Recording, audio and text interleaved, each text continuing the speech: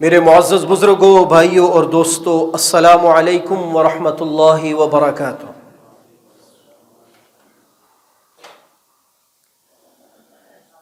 شعبان کا مہینہ شروع ہے۔ حضرت امی عائشہ رضی اللہ تعالی عنہا سے روایت ہے، فرماتی ہیں کہ میں نے رمضان المبارک کے علاوہ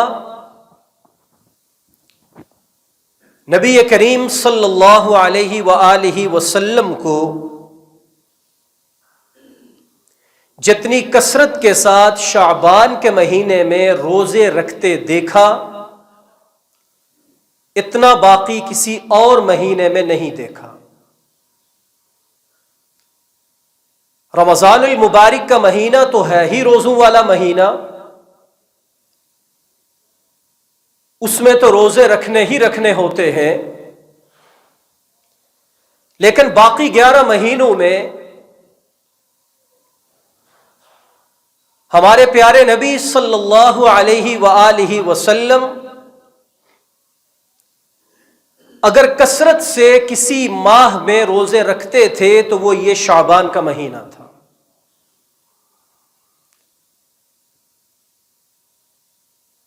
اگر ہم اس ماہ مقدس کے بارے میں احادیث کا بغور مطالعہ کریں تو کئی احادیث کے اندر روزہ رکھنے کی ترغیب ہے، لیکن ایسی حدیث بھی آپ کی نظروں سے گزرے گی کہ جس میں نبی کریم صلی اللہ علیہ وآلہ وسلم نے اس رمضان المبارک کے مہینے سے پہلے متصل مہینہ جو یہ شعبان کا مہینہ ہے، اس میں روزے رکھنے سے منع فرمایا کہ اس میں روزہ نہ رکھو۔ اب روزہ رکھنے والی احادیث بھی ہیں اور روزہ نہ رکھنے والی حدیث مبارکہ بھی موجود ہے۔ جب اس طرح کی بات احادیث کے اندر آ جائے تو اس وقت اللہ تعالی کے اس قول کے مطابق کہ فَاسْأَلُوا أَهْلَ الذِّكْرِ إِن كُنتُمْ لَا تَعْلَمُونَ، کہ جو جاننے والے ہیں ان سے مسئلے کی وضاحت مانگ لیا کرو۔ بات کو آگے بڑھانے سے پہلے میں تمہیداً یہ عرض کرتا چلوں کہ آج کل ہمارے معاشرے میں بڑا سستا ترین ٹاپک وہ دین کو ڈسکس کرنا ہے۔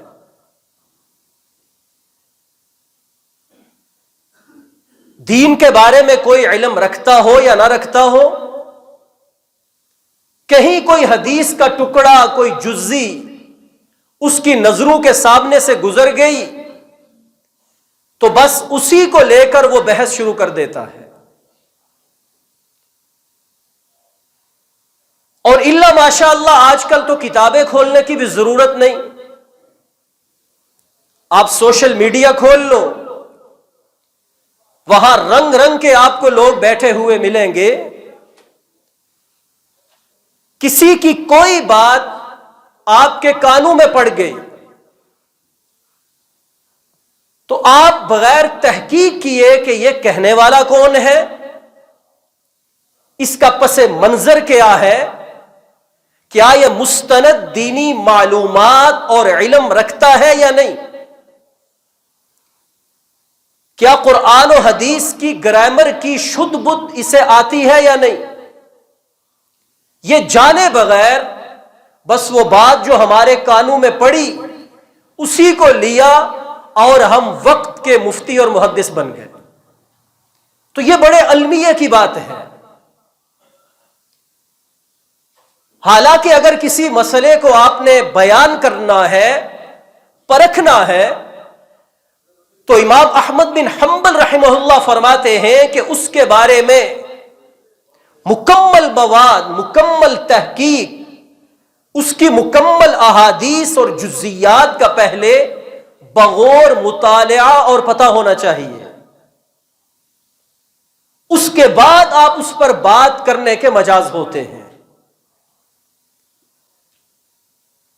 تو اسی تناظر میں یہ بات کر رہا ہوں کہ بلا شبہ دونوں طرح کی احادیث ہیں۔ نبی کریم صلی اللہ علیہ وآلہ وسلم نے اس شعبان کے مہینے کو بڑا مقدس مہینہ قرار دیا، حتیٰ کہ جب یہ مہینہ اور اس سے پہلے رجب کا مہینہ آتا تو آقا علیہ الصلاۃ والسلام ان مہینوں میں برکت کی دعا کرتے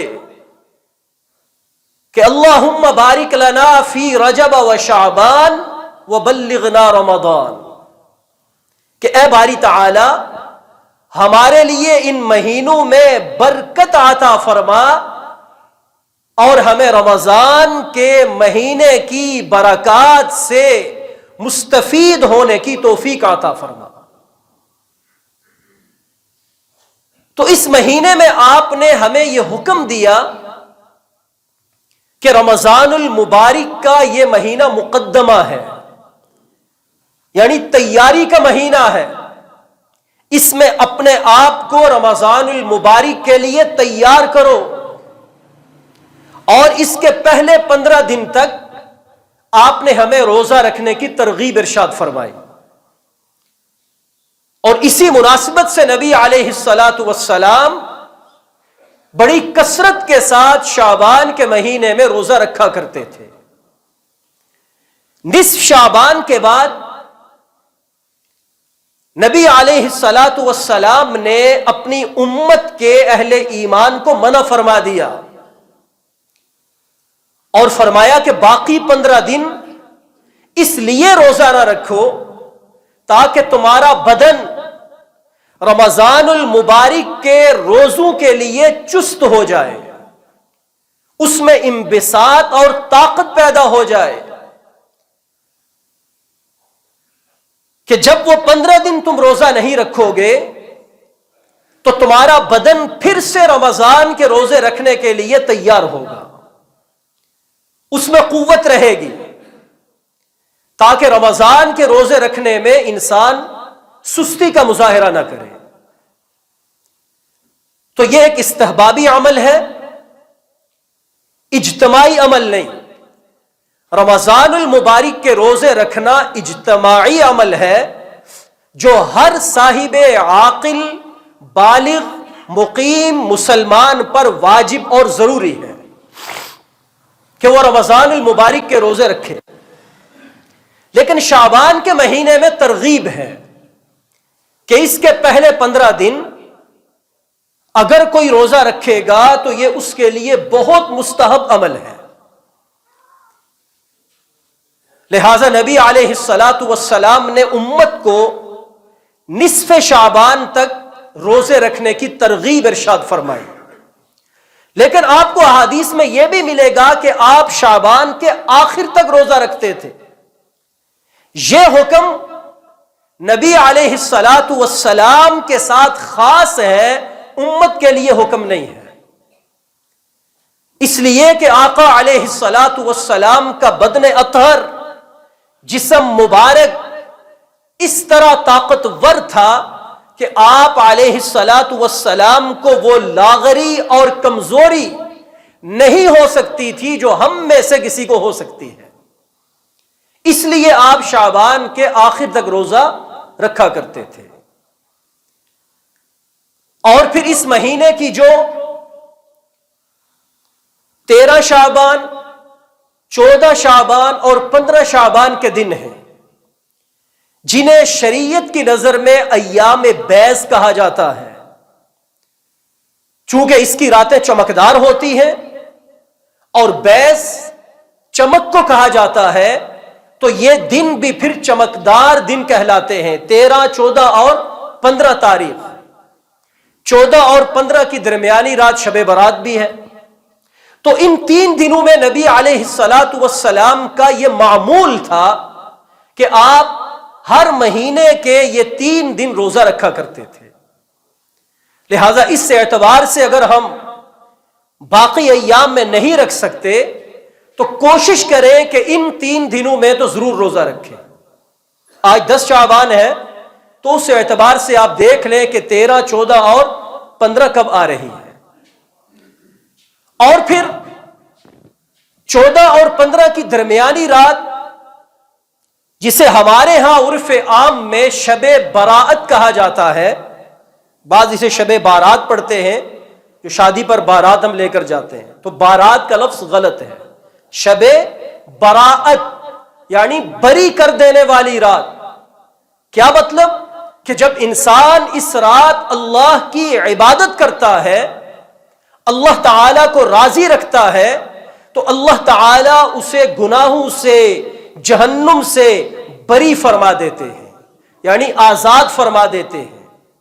تو شب براءت کا نام شب براءت شریعت کی زبان میں کہیں نہیں آیا، یعنی یہ نبی علیہ الصلاۃ والسلام سے یا قرآن مجید سے یہ لفظ نہیں نکلا. لیکن چونکہ اس رات کے فضائل بہت زیادہ ہیں، یہ گناہوں سے مغفرت والی رات ہے، اس لیے اسے شب براءت کا نام دے دیا گیا. وگرنہ عربی زبان میں، عرب میں اسے نصف شعبان کی رات کہا جاتا ہے، لیلۃ من نصف شعبان. اس کے بارے میں بھی دو طرح کی آراء آپ کو سننے کو ملتی ہیں. ایک طبقہ یہ کہتا ہے کہ شعبان کی یہ رات جسے ہم شب برات کہتے ہیں، اس کی کوئی حقیقت نہیں ہے، یعنی کوئی خاص عبادت اس میں نہیں، اس میں راتوں کو جاگنا نہیں، اور اس کے بارے میں کوئی خاص احکامات نازل نہیں ہوئے. اور بعض حضرات اس میں اتنا غلو کر جاتے ہیں کہ جو شریعت کے مزاج کے خلاف ہے. یعنی بعض یہاں تک کہہ دیتے ہیں کہ جو اس رات جاگ کر اللہ کی عبادت کر لیتا ہے، اتنے نوافل پڑھ لیتا ہے، تو وہ گویا کہ 1,24,000 کم و بیش انبیاء کے ساتھ مصافحہ کر لیتا ہے. اب شریعت میں، قرآن میں، حدیث میں، صحابہ کے تعامل و آثار میں اس طرح کی کوئی بات موجود نہیں ہے. اور پھر اس کے اندر صلاۃ الفی پڑھنا، کہ 1000 رکعات پڑھنا ضروری ہے. تو طرح طرح کی جو باتیں مشہور ہیں یہ بھی غلط ہیں. میں بہت دفعہ یہ کہتا ہوں کہ ہمارا دین اسلام یہ دین معتدل ہے، اعتدال والا دین ہے، نہ اس میں کمی ہے نہ بیشی ہے. اگر ہم اس میں کمی کریں گے تب بھی ہم دین کے خلاف کر رہے ہیں، اور اگر ہم اس میں زیادتی کریں گے تو تب بھی ہم دین کے خلاف کر رہے ہیں. ہم وہ کام کریں جو ہمارے پیارے نبی صلی اللہ علیہ وآلہ وسلم نے ہمیں بتلایا، ارشاد فرمایا، اور صحابہ کرام نے وہ کر کے ہمیں دکھا دیا. تو یہ ہمارے لیے دین ہے، اس میں ہمارے لیے خیر ہے، کامیابی ہے، بھلائی ہے. لیکن اگر ہم کہیں گے کہ نہیں وہ نہیں کر سکے، میں اس میں یہ اضافہ کرتا ہوں، تو میرے بھائی یہ ایسے ہی ہے جیسے آپ فجر کے 2 رکعت نماز فرض کو 3 یا 4 پڑھ کے کہیں کہ میں اضافہ کر کے اچھا ہی کام کر رہا ہوں. وہ اچھا کیا ہوا؟ وہ آپ کے 2 رکعت فرض کو بھی برباد کر کے رکھ دے گا. تو شب برات کے بارے میں اگر آپ احادیث کا مطالعہ کریں، ذرا توجہ میری طرف رکھیے گا، تو 17 صحابہ اکرام سے اس بارے میں احادیث ملتی ہیں. کتنے صحابہ اکرام سے؟ 17 صحابہ اکرام سے. اب ان احادیث کی سند پر اگر بات کی جائے تو وہ اتنی زیادہ مضبوط نہیں، اس کو حدیث ضعیف آپ کہہ سکتے ہیں کہ سند اس کی کمزور ہے.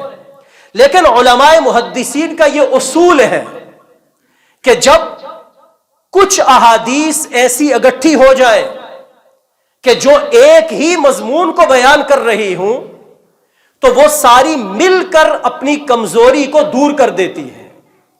تو یہاں تو 17 صحابہ اکرام سے احادیث مروی ہیں. تو پتہ یہ چلا کہ بے شک سند کمزور ہے، لیکن بہت کثرت کے ساتھ صحابہ جب اس کو روایت کر رہے ہیں تو ان کی کثرت، ان کا مل کر اس کو بیان کرنا اس کی سند کی کمزوری کو دور کر دیتا ہے. اور پھر وہ احادیث جب فضائل کے اندر ہوں کہ اس سے کسی بھی عمل کی فضیلت ثابت ہو رہی ہو تو فضیلت والے عمل میں اس حدیث کو لے لیا جاتا ہے۔ لہذا یہ کہنا کہ شب برات کی کوئی اصل نہیں، اس رات کو عبادت کا کوئی ثبوت نہیں، یہ بے بنیاد بات ہے۔ اس کے بارے میں احادیث ہیں، اور ان فضائل کو اگر ہم لیں گے تو اللہ رب العزت کی ذات سے امید قوی ہے کہ اللہ تعالی ہمارے وہ اعمال بھی اپنے ہاں قبول فرماتے ہوئے جہاں مغفرت فرمائیں گے وہاں ہمارے اجر و ثواب میں اضافہ فرمائیں گے۔ ان میں ایک حدیث مبارکہ سنن ترمذی کے اندر مذکور ہے، اما عائشہ صدیقہ سے ہی روایتیں فرماتی ہیں کہ ایک رات، یہ 14 شعبان کا دن گزار کے جو رات ہے شب برات، میں نے دیکھا کہ نبی علیہ الصلاۃ والسلام اپنے بستر پر موجود نہیں ہے، تو میں اٹھ کے باہر نکلی، آپ کے نشان ہائے قدم پہ چلتے ہوئے آپ کے پیچھے میں پہنچ گئی تو میں نے دیکھا کہ آپ علیہ الصلاۃ والسلام جنت البقیع قبرستان کے اندر کھڑے ہیں اور وہاں پر آپ دعا فرما رہے ہیں۔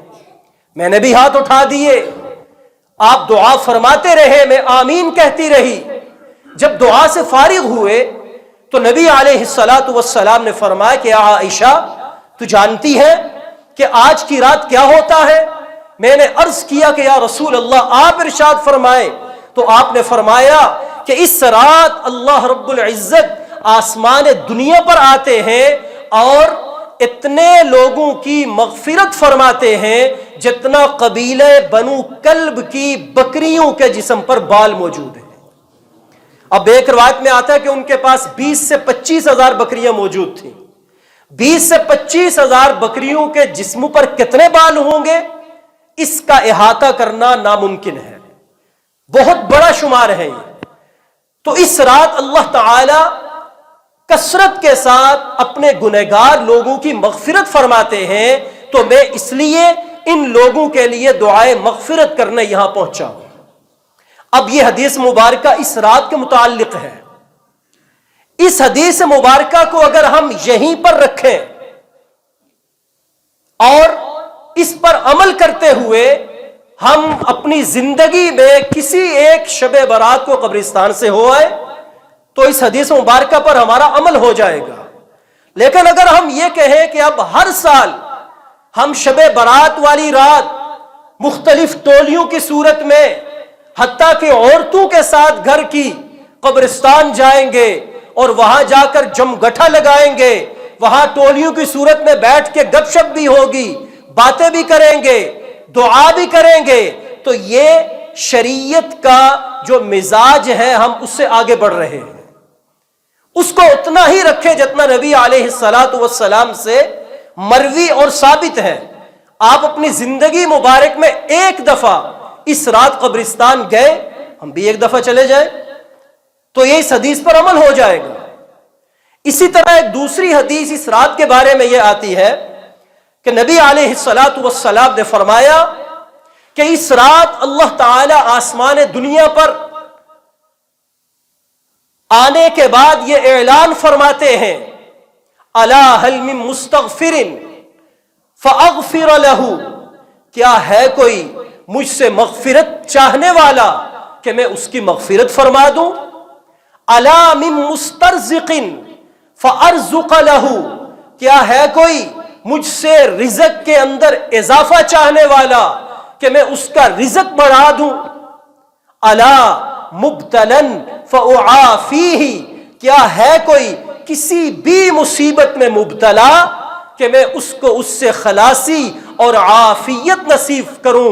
الا وکذا الا وکذا، اور اسی طرح اللہ تعالی اور اعلان فرماتے ہیں۔ لہذا جو آدمی مغفرت کا طلبگار ہے، رزق کی فراوانی کا طلبگار ہے، اپنی مصیبتوں سے عافیت چاہتا ہے، وہ اس رات اللہ کو راضی کرے، اللہ تعالیٰ کی عبادت کرے، اللہ رب العزت کی ذات اس پر کرم فرمانے والی ہے۔ یہ حدیث مبارکہ جب ہم نے پڑھی تو ہمارے دل میں یہ شوق پیدا ہو کہ باقی راتیں تو میں سو کر گزار دیتا ہوں، لیکن چونکہ اس رات کے بارے میں یہ فضیلت آئی ہے تو میں بھی اللہ رب العزت کے ساتھ اس ایک رات راز و نیاز کروں گا. میں در در پہ جھک کے دیکھا، اب میں اس کے در پہ آج رات جھک کے اللہ رب العزت کے سامنے اپنی عاجزی کا، بے بسی کا، کمتری کا اور لاغری کا اظہار کرتے ہوئے اس سے اپنے لیے معافی مانگوں گا، اپنے رزق کی فراوانی طلب کروں گا، عافیت چاہوں گا.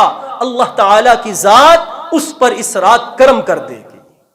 اور اسی طرح نبی علیہ الصلاۃ والسلام سے ایک حدیث یہ بھی مروی ہے اس رات کے بارے میں کہ اگلے دن آپ نے روزہ رکھا اور فرمایا، حضرت علی سے روایت ہے کہ اس رات عبادت کرو، قوموا لیلہا وصوموا نہارہا، اور اس سے اگلا دن یعنی 15 شعبان کا روزہ رکھو. استفسار کیا گیا، آپ سے پوچھا گیا تو آپ نے فرمایا کہ یہ وہ دن ہے کہ اس میں اللہ رب العزت ہر اس بنی آدم کا نام فرشتوں کے رجسٹر میں درج کرتے ہیں جس نے دنیا میں آنا ہے، جس نے دنیا سے جانا ہے، اور جس کو جتنا رزق ملے گا، کس کے رزق میں کمی ہوگی، یہ ساری چیزیں درج کی جاتی ہیں، طے کی جاتی ہیں پورے سال کی. اور میں محمد عربی صلی اللہ علیہ وسلم یہ چاہتا ہوں کہ جب میرے اعمال اللہ تعالی کے ہاں پہنچے تو میں روزے کی حالت میں ہوں. لہٰذا اگر ہم بھی یہ چاہتے ہیں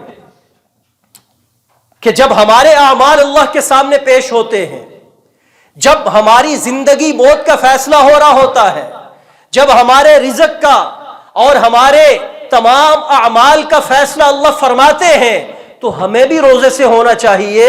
تو میرے بھائی، ہم اس دن کو روزہ رکھیں، بلکہ 13، 14، 15 جو آپ علیہ الصلاۃ والسلام کا معمول ہے، ہم ان 3 دن میں روزہ رکھیں تاکہ اللہ رب العزت کی ذات ہماری اس زندگی پر، جو زندگی پورے باقی 11-12 مہینے اس کو ناراض کرتے گزر گئی، اس زندگی پر اللہ تعالیٰ کی رحمت جوش میں آئے اور ہمارے گناہوں کو رب کریم معاف فرما دے. تو اس شب برات کے بارے میں یہ احادیث نبی علیہ الصلاۃ والسلام سے مروی ہے.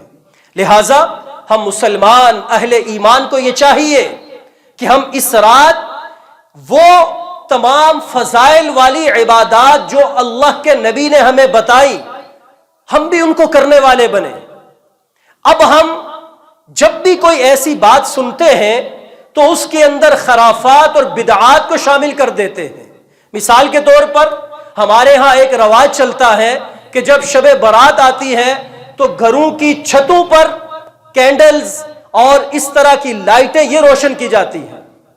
اب یہ قرآن و حدیث میں کہاں سے آیا؟ کہیں ایک حدیث آپ کو نہیں ملے گی. لیکن یہ ہم شیطان کا حصہ ساتھ ڈال کر اپنے اعمال کو خراب کر رہے ہوتے ہیں. اس میں حلوے مانڈے بنانا اور اس کے اندر سوئیاں بنا کر تقسیم کرنا، اور آج کل تو ایک اور رواج چل پڑا کہ نہا دھو کر نئے کپڑے پہن کے اس طرح نکلنا جس طرح آج کی رات کوئی تہوار کی رات ہے. یہ شریعت کا مزاج نہیں ہے. شریعت نے ہمیں کوئی رات کا تہوار نہیں دیا. ہمارے لیے صرف دن کے تہوار ہیں. عید الفطر اور عید الاضحیٰ، چھوٹی اور بڑی عید، یہ ہمیں 2 تہوار شریعت نے دیے، رات کا کوئی تہوار نہیں دیا. ہاں، اس رات کے بارے میں یہ ضرور ہے کہ ہم اس میں انفرادی عبادت کریں، اللہ کو راضی کریں، قرآن کی تلاوت کریں، نوافل کا اہتمام کریں. بلکہ اس سے بڑھ کر میں ایک بات آپ سے کہتا ہوں، میرے آپ سمیت ہمارے کتنی ایسی فرض نمازیں ہیں جو ہمارے ذمہ باقی ہیں. الا ماشاء اللہ کہ جو کوئی شخص یہ کہے کہ میرے ذمہ کوئی فرض نماز نہیں، میں نے کبھی فرض نماز نہیں چھوڑی.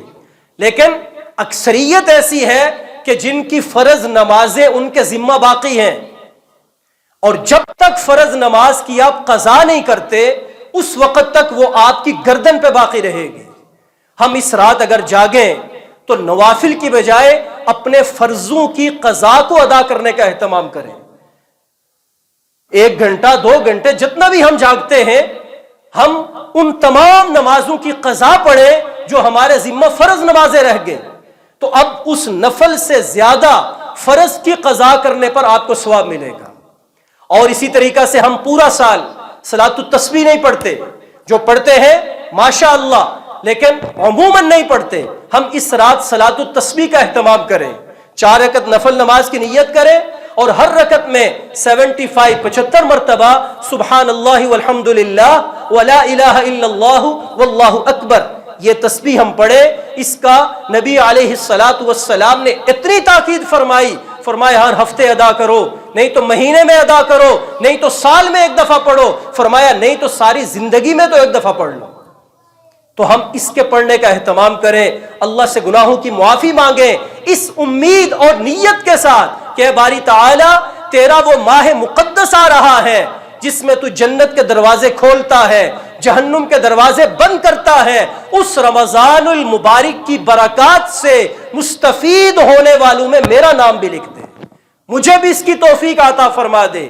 تو اللہ تعالیٰ کی ذات ضرور توفیق عطا فرمائے گی. رب کریم ہمیں یہ تمام قیمتی ایام اچھے انداز سے اللہ کو راضی کرنے کی نیت سے نبی علیہ الصلاۃ والسلام کی اتباع کے ساتھ گزارنے کی توفیق عطا فرمائے. وآخر دعوانا الحمد للہ رب العالمین.